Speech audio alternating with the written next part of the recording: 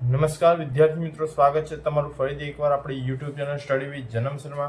તો વિદ્યાર્થીઓ, આજે આપણે શીખવાના છે ચેપ્ટર નંબર 13 આંકડાશાસ્ત્રનો સ્વાધ્યાય 13.1. સ્વાધ્યાય 13.1 નો દાખલા નંબર 1 આપણે કરવાનો છે. તો શરૂઆત કરીએ દાખલા નંબર 1 ની. સૌપ્રથમ હું એક વખત રકમ લખી દઉં એટલે આપણે દાખલામાં આસાની રહે. હું ફટાફટ લખી દઉં છું રકમ.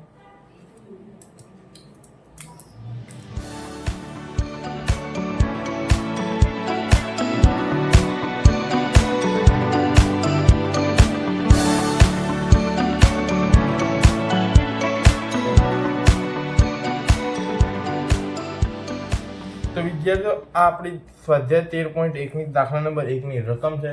તો વિદ્યાર્થીઓ, હવે આપણે જોઈશું અહીંયા આગળ સૌથી પહેલા આપણે શું કરવાનું. તો સૌથી પહેલા આપણું કામ એ છે કે આપણે આનું ટોટલ કરવાનું, એટલે કે સિગ્મા એફઆઈ શોધવાનું. ચલો કરી દઈએ. તો 1 ને 2 3, 3 ને 1 4, 4 ને 5 9, 9 ને 6 15, 15 ને 2 17, 17 ને 3 20. તો આપણો સિગ્મા એફઆઈ આવી ગયો 20. હવે આપણે શોધીશું સિગ્મા એક્સ બાર, એક્સઆઈ શોધીશું. એક્સઆઈ કઈ રીતે શોધાય આપણે લાસ્ટ લેક્ચરમાં શીખેલા. તો 0 અને 2 નો સરવાળો કરવાનો. તો જવાબ આવશે આપણો 2, એના ભાગ્યા 2 એટલે આપણો જવાબ આવ્યો 1. 2 અને 4 નો ટોટલ કરો તો જવાબ આવશે 6. 6 ભાગ્યા 2 એટલે આપણો જવાબ આવે 3. હવે આપણે કીધું હતું કે અહીંયા આગળ કેટલાનો ગેપ છે, તો 2 નો ગેપ છે. 2 2 ઉમેરતા જાઓ તો 3, પછી 5, 7, 9, 11 અને 13. તો વિદ્યાર્થીઓ, આ આપણે શોધી લીધું આપણે શોધી લીધું એક્સઆઈ, એટલે કે મધ્ય કિંમત. હવે આપણે શું શોધવાનું, તો એફઆઈ એક્સઆઈ શોધવાનું. એફઆઈ એક્સઆઈ શોધવા માટે એફઆઈ અને એક્સઆઈ નો ગુણાકાર કરીશું. તો 1 એકા 1, 2 તરી 6, 5 એકા 5, 5 સિત્તા 35, 9 છંગ 54, 11 દુ 22 અને 13 તરી 39. હવે વિદ્યાર્થીઓ, આપણે શું કરીશું, તો સિગ્મા એફઆઈ એક્સઆઈ એટલે કે આનો શું કરવાનું, આપણે સરવાળો કરવાનો. ચલો ફટાફટ આપણે આનો સરવાળો કરી દઈએ. તો આપણો જવાબ આવશે 162. હવે આપણું કયું સૂત્ર વાપરવાનું, તો સીધી રીતનું સૂત્ર વાપરવાનું. સીધી રીતનું સૂત્ર શું હતું, તો સીધી રીતનું સૂત્ર હતું એક્સ બાર બરાબર સિગ્મા એફઆઈ એક્સઆઈ છેદમાં સિગ્મા એફઆઈ. ચલો સિગ્મા એફઆઈ એક્સઆઈ આપણા કેટલા આવ્યા, તો 162 આવ્યા અને છેદમાં 20. જો વિદ્યાર્થીઓ અહીંયા આગળ સાદું રૂપ આપવું તમને અઘરું લાગતું હોય તો તમારે અહીંયા શું કરી દેવાનું, 162 છેદની અંદર આ 20 એટલે કે શું કે 2 ગુણ્યા 10 હોય તો પહેલા 2 થી આના છેદ ઉડાડી દો. 2 ઈઠા 16 અને 1 એટલે કે 81 ના છેદમાં 10. તો તમને આરામથી મળી જાય 8.1. તો વિદ્યાર્થીઓ, આ આપણો દાખલા નંબર 1. દાખલા નંબર 9 ની સૌ પ્રથમ હું અહીંયા આગળ રકમ લખી દઉં.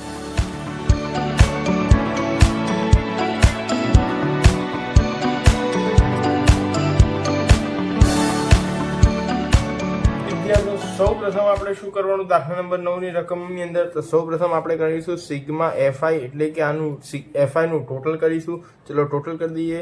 તો 3 ને 3 6, 6 ને 8 14, 14 નો 14 ને આ 1 15, 15 નો પાંચડો વધી પડી 1, 1 ને 1 2 ને 1 3. તો આપણું એફઆઈ કેટલો, સિગ્મા એફઆઈ કેટલો આવી ગયો 35. હવે આપણે શું કરવાનું, તો 55 અને 45 નો સરવાળો કરવાનો. તો આપણો જવાબ આવશે 100, એના ભાગ્યા 2 એટલે આપણું થશે 50. હવે અહીંયા આગળ એકવાર જોઈ લેવાનું કે બધા કેવા છે, સરખા છે.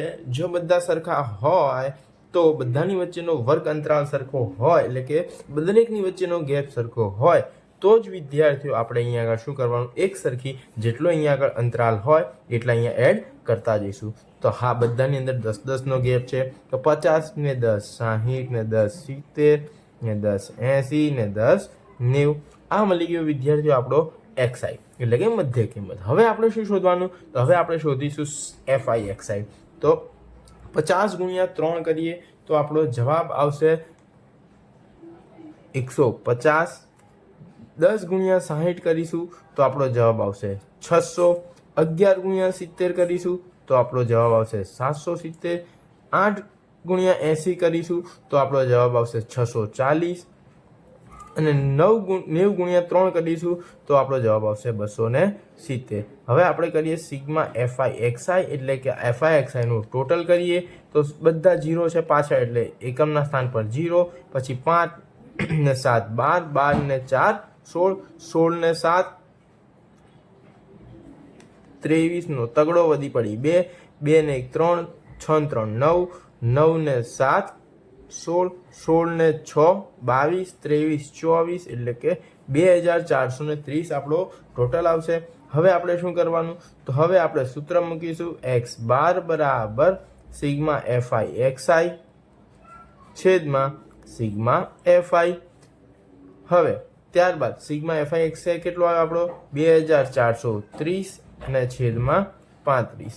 હવે વિદ્યાર્થીઓ અહીંયા આગળ તમારે ભાગાકાર કરવાનો. ભાગાકાર કરતા તમને ન આવડે તો છેદ ઉડાડવાના છે. ઇન શોર્ટ, તો છેદ કેવી રીતે, તો અહીંયા આગળ 5 સીતા 35 થાય. ચલો હવે આપણે ઉપર છેદ ઉડાડીએ તો 5 વડે છેદ ઉડાડીએ તો 5 ચોક 20, 4 વધ્યા બાજુમાં ગયા એટલે 43 થઈ ગયા. તો 5 ના ઘડિયામાં 40, 43 થી વધુ ના જોઈએ એટલે કે 40 આવવા જોઈએ.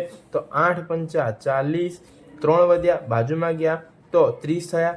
હવે આપણે 5 નો ઘડિયો બોલવાનો 30 સુધી, તો 5 છંગ 30. હવે વિદ્યાર્થીઓ 486 ભાગ્યા 7 કરવાના. 486 ભાગ્યા 7 ચલો કરી લો. તો 486 ભાગ્યા 7 કરો તો તમારો જવાબ આવશે 69.43. કેટલો આવશે? 69.43. તો વિદ્યાર્થીઓ આ હતો આપણો દાખલા નંબર 9. તો વિદ્યાર્થીઓ આપણે જોયું, બે દાખલા જોયા કે દાખલા નંબર 1 અને દાખલા નંબર 9 બંને આપણે શાની રીતે શોધવાનો પ્રયત્ન કર્યો, તો સીધી રીતથી શોધવાનો પ્રયત્ન કર્યો. વિદ્યાર્થીઓ સીધી રીત જેટલી સરળ દેખાય છે એટલી જ અઘરી બની જાય છે. શા માટે? તો આ સાદુરૂપના કારણે.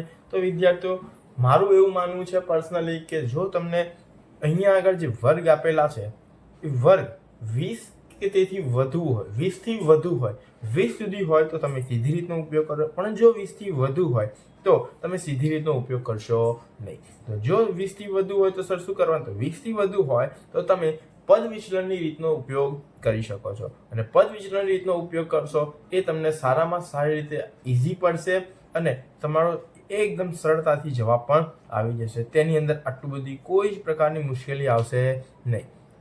તો વિદ્યાર્થીઓ જો તમને વિડીયો પસંદ આવ્યો હોય તો વિડીયોને લાઈક કરો, તમારા અન્ય વિદ્યાર્થી મિત્રો સાથે શેર કરો અને ચેનલને સબસ્ક્રાઇબ કરવાનું ભૂલશો નહીં.